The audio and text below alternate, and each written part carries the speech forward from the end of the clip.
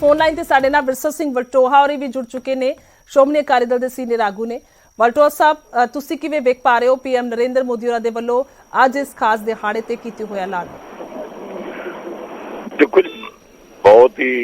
शलाघायोग फैसला है और सब तो वड्डी गल है कि दुनिया की अलौकिक शहीदी जिहड़ी कि मेरा ख्याल है कि पूरे हिंदुस्तान च भी नहीं पता लोगों को, और जिन्हों ने छोटी छोटी मासूम उम्र दे विच वड्डियां कुर्बानियां दित्तियां, वड्डियां शहीदां दित्तियां और समय दे हाकमां दे सामने खड़ के हिक ताण के उन्होंने जवाब दिते ते शहीदी प्रवान कर ली, मरना कबूल कर लिया। ते 7 ते 9 साल की उम्र जदों बच्चे मां की गो चो सिर नहीं चुकते ते हाकमां दे सामने सिर चुक के ठोक के जवाब दिते ही ते दशमेश पिता दे दिलारिਆਂ ने वक्रा ही इतिहास रच दिता सीगा। ते बड़ी चंगी गल है कि जदों वीर बाल दिवस के रूप विच साहिबजादिਆਂ ਦੇ शहीदी दिहाड़े मनाए जाणगे और उन्हां दी चर्चा होगी तो साडे देश दे ओह कोने जिथे साडे इतिहास बारे नहीं पता, सिख इतिहास बारे नहीं पता और भारत की ओह जिहड़ी अलौकिक शहीदी है, दुनिया की अलौकिक शहीदी है, अदुੱਤੀ शहीदी जिहड़ी है उस बारे जिहड़ी है चर्चा होनी चाहिए है। गल है कि हर हिरदा जिहड़ा है जदों दिन आउंदे ने, भावें कि जदों उन्हां दी कुर्बानी याद आउंदी है, हर एक दा हिरदा जिहड़ा भर आउंदा आ, अखां भर आउंदियां ने, मन भर आउंदा आ ते रोम रोम खड़ा हो जांदा आ ते मतलब जो उन्हां ते कहर वापरिया उन्हूं याद करके जिहड़ा हर रूह करलाउंदी है ते हर रूह जिहड़ी है उन्हां नूं सिजदा करदी है। ते मैं इस गल्लों भावें साडे 100 वखरेवें है पर जिहड़ा प्रधानमंत्री साहब ने, क्योंकि बड़े लंबे समय तो मंग सी श्रोमणी अकाली दल दी भी कि शहीदी जिहड़ी है साहिबजादिਆਂ दी ਉਹਨੂੰ बाल दिवस के रूप विच मनाया जाए, भावें कि इत्थे जिहड़ा 14 दसंबर ਨੂੰ बाल दिवस मनाया जाता है, वो साडे देश के जिहड़े पहले प्रधानमंत्री सी नेहरू जी उन्होंने याद किया जाता है। ते असल च तो बाल दिवस या वीर बाल दिवस यही है कि जिस दिन हिंदुस्तान दे जां साडे देश दे विच सब तो वड्डी कुर्बानी, एक तरह दुनिया की सब तो वड्डी कुर्बानी हुई सी, शहादत हुई सी, उन्होंने याद किया जाए तो लोगों तक उन्हों का संदेश, उन्हों की कहानी, उन्हों की गाथा वो जी है पहुँचनी चाहिए है और मेरा ख्याल है कि इस तरह हरेक तक पहुँचूगी। तो मेरा ये भी सवाल है कि बेनती भी नाल कि जिहड़े साडा मीडिया है देश का उन्होंने भी जिहड़ा आ छोटे साहिबजादिਆਂ ते वड्डे साहिबजादिਆਂ दी जिहड़ी वीर गाथा आ ये इन्हां दिनां दे विच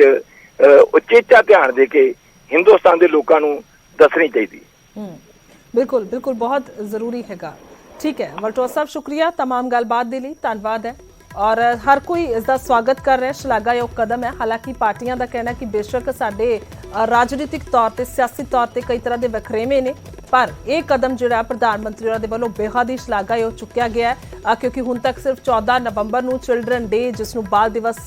कह दिंदे आ वो मनाया जाता है पर असल दे विच जो बाल दिवस है वो वीर बाल दिवस के तौर पर हुण 26 दसंबर को मनाया जाएगा क्योंकि छोटे छोटे साहिबजादे जिन्हां दी उम्र महज 7 ते 9 साल सी ते सुभाविक तौर पर सब जानते हैं कि 7 साल की उम्र ते 9 साल की उम्र दे विच एक बच्चा जो हुंदा है तां किन्ना क समझदार हुंदा है, किन्ना क दलेर हुंदा है, जिहड़ा कि कई तरह के लालचां दे विच भी साहिबजादे नहीं सन आए। जेकर इतिहास फरोलीए तां साफ तौर पर लिखिया गया कई तरह के लालच, कई तरह के डराबे साहिबजादिਆਂ ਨੂੰ दिते गए सी पर फिर भी ਉਹ ਜਿਹੜੇ ਨੇ ਉਸ ਜ਼ਬਰ ਤੇ ਜ਼ੁਲਮ ਦੇ ਅੱਗੇ ਨਹੀਂ ਝੁਕੇ ਔਰ ਉਹਨਾਂ ਦੇ ਵੱਲੋਂ ਸ਼ਹਾਦਤ ਨੂੰ ਕਬੂਲ ਕੀਤਾ ਗਿਆ। ਉਹਨਾਂ ਨੂੰ ਦੱਸ ਦਿੱਤਾ ਗਿਆ ਸੀ ਕਿ ਤੁਹਾਨੂੰ ਇਸ ਤਰ੍ਹਾਂ ਦੇ ਨਾਲ ਨੀਹਾਂ ਦੇ ਵਿੱਚ ਚਿਣਵਾ ਦਿੱਤਾ ਜਾਏਗਾ ਔਰ ਇਸ ਤਰ੍ਹਾਂ ਦੇ ਨਾਲ ਸ਼ਹੀਦ ਕੀਤਾ ਜਾਏਗਾ ਪਰ ਫਿਰ ਵੀ ਉਹਨਾਂ ਨੇ ਸ਼ਹਾਦਤ ਨੂੰ ਕਬੂਲ ਕੀਤਾ, ਨਾ ਕਿ ਕਈ ਤਰ੍ਹਾਂ ਦੇ ਲਾਲਚ ਔਰ ਕਈ ਤਰ੍ਹਾਂ ਦੇ ਡਰਾਬਿਆਂ ਤੋਂ ਉਹ ਡਰ ਗਏ ਸੀ ਔਰ ਬਲਕਿ ਉਹਨਾਂ ਦੇ ਵੱਲੋਂ ਪੂਰਾ ਹਿੱਕ ਤਾਣ ਕੇ ਉਸ ਕਚਹਿਰੀ ਦੇ ਵਿੱਚ ਖੜਿਆ ਵੀ ਗਿਆ ਸੀ ਔਰ ਆਪਣਾ ਤੇ ਪੂਰਨ ਤੌਰ ਤੇ ਜਿਹੜਾ पिछले यानी कि पहली पीढ़ी तो लैके गुरु नानक देव जी तो लैके 10वें पातशाह तक जो भी इतिहास सी किस तरह दे नाल जिहड़ा शहादतां तो बाद 6वें पातशाह श्री हरगोबिंद साहब दे वल्लों मीरी पीरी धार के जबर ते जुलम के खिलाफ आवाज़ उठाई गई वो सब उन्होंने विचार उस दे विच रखे सन। सो ये वीर बाल दिवस के तौर पर ऐलान कर दिता गया। जी बिल्कुल, मैं धन्यवाद करता हूँ देश के प्रधानमंत्री श्री नरेंद्र मोदी जी का जिन्होंने आज ये संकल्प लिया कि देश के अंदर वीर बाल दिवस मनाया जाएगा 26 दिसंबर को गुरु गोबिंद सिंह जी के साहिबजादों को समर्पित होकर अब जब हमारे बच्चे इस इतिहास को पढ़ेंगे, गुरु गोविंद सिंह जी के लालों की शहादत को पढ़ेंगे,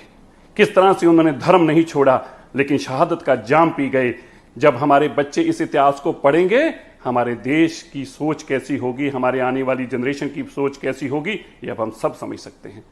शायद 75 साल बाद, देश आजाद होने के बाद, किसी ने भी तो कभी ये महसूस किया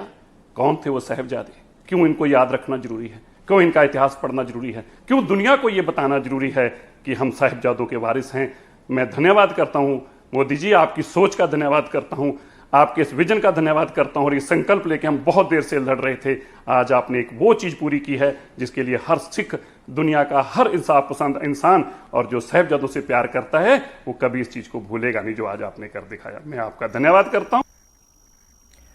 सो मनजिंदर सिरसा होरां दे वल्लों भी स्वागत किया गया। हर कोई स्वागत कर रहा है। उधर फोन लाइन ते कांग्रेसी आगू साडे नाल कमलजीत सिंह बराड़ भी जुड़ चुके ने। बराड़ साहब, तुसीं किवें वेख पा रहे हो पीएम नरेंद्र मोदी होरां दे वड्डे ऐलान नूं? देखो, ਜਿਹੜੀ ਉਹਨਾਂ ਦੀ ਸ਼ਹਾਦਤ ਆ, ਜਿਹੜੀ ਉਹਨਾਂ ਦੀ ਕੁਰਬਾਨੀ ਆ, ਉਹਦਾ ਤਾਂ ਕੋਈ ਮੁੱਲ ਨਹੀਂ, ਉਹਦਾ ਕੋਈ